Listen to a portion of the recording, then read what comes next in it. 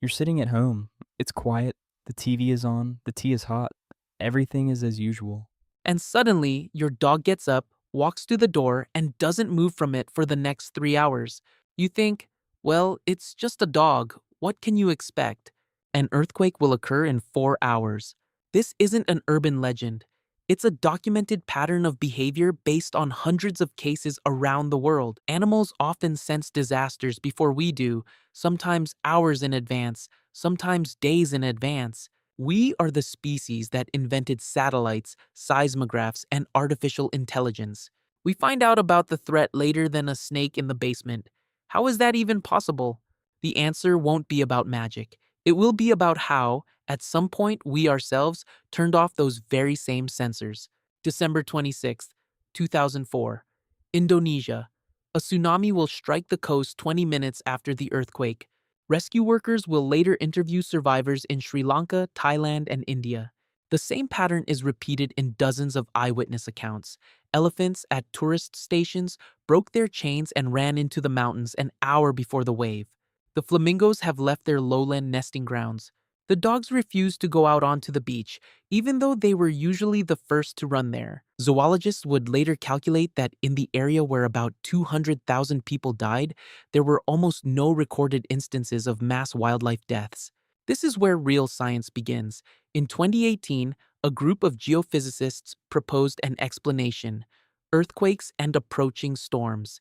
They generate infrasound, frequencies below 20 Hz that the human ear is physically incapable of hearing. Elephants hear infrasound with their feet through special receptors in their feet that detect ground vibrations from distances of up to 30 kilometers. They don't predict a disaster. They literally hear it before we do. And that's just the beginning of the list. Sharks and rays can sense electrical fields in the water. They literally detect the electrical activity of a hidden fish's heart. Pigeons navigate using the Earth's magnetic field with the help of magnetite crystals in their beaks. Snakes can see a body's infrared radiation, a thermal map of the world that is invisible to the human eye. We're used to thinking that there is only one reality. In fact, each species lives in its own version of the planet, one that is partially invisible to us.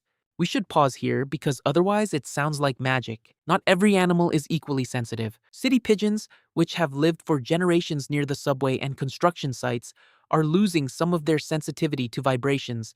There's too much background noise and too many false alarms. It's like how someone who lives near an airport stops noticing the planes. Sensitivity isn't a constant, it's shaped by the environment. The most famous documented case in history, Haicheng, China. Weeks before the earthquake, local authorities observed unusual animal behavior throughout the region. Snakes leave their winter burrows in the depths of winter, which is tantamount to suicide for them. The chickens refuse to go into the chicken coops. Based in part on these observations, the authorities are evacuating hundreds of thousands of people. A few days later, a 7.3 magnitude earthquake strikes. The number of casualties is significantly lower than it should have been. This is one of the few instances in history when a mass evacuation prior to an earthquake has been officially recognized as successful. Now let's scale this up. If each species perceives its own part of the invisible spectrum, infrasound, magnetic fields, electrical signals, infrared radiation, then the planet is literally covered by a living early warning network. The elephants can hear the storm on the horizon. Birds sense a drop in air pressure a day before a hurricane and change their migration routes. Fish react to shifts in the magnetic field prior to seismic activity.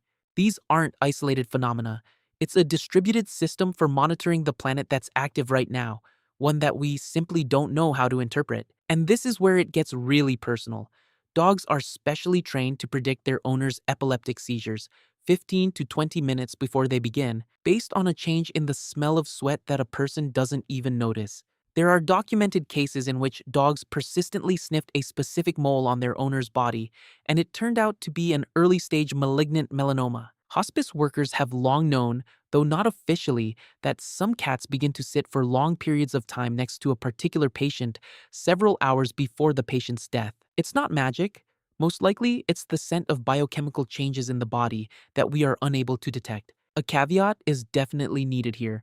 In the field of animal behavior, there is a famous case, Clever Hans, a horse that seemed to be able to count but was actually just reading his owner's microscopic body signals. The vast majority of stories about Animals predicting a disaster suffer from the same problem: hindsight and selective memory. We remember the dog that barked before the earthquake, but we forget the thousands of dogs that barked simply because a car drove by. That doesn't mean the phenomenon isn't real. It means that separating the real signal from the noise is an incredibly difficult task. That is why the most convincing evidence comes not from eyewitness accounts, but from laboratories. Scientists isolated magnetite crystals in the beaks of pigeons and confirmed that they play a direct role in navigation. The shark's electroreceptors were measured experimentally under controlled conditions with an accuracy of 1 microvolt. This is no longer a legend or a backdated claim. It is a measurable, repeatable, physical mechanism. These abilities are real. The question isn't whether they exist. The question is why we don't have them. And here's the tricky part. Humans probably used to be much more sensitive to these signals. Isolated communities that live free from the noise of civilization, without asphalt underfoot, without the constant hum of machinery, and without synthetic odors all around, are much better at recognizing the signs of approaching bad weather and changes in nature than city dwellers. We haven't lost this ability through evolution. We've suppressed it with the environment we've created ourselves. The concrete beneath our feet doesn't transmit the Earth's vibrations. The smells of the city mask biochemical signals. We are not some slip of evolution worse than animals. We are the only species that has consciously created an environment that shuts down our own survival instincts. But let's end on an optimistic note, because this is happening right now. In Japan, an experimental network is monitoring the behavior of catfish in aquariums as an additional indicator of seismic activity. Citizen science apps collect thousands of reports of unusual animal behavior in real time and overlay them on seismic maps. We can't regrow our own sensory receptors, but we can develop technologies that listen to what they hear and finally translate that signal into a language we understand. So the next time your dog gets up for no reason and walks over to the door, maybe it's just a dog, or maybe she can hear what the earth is whispering 30 kilometers from here, and you just don't have the ears to hear it. Subscribe. The next video is about animals that can see colors that are completely invisible to the human eye.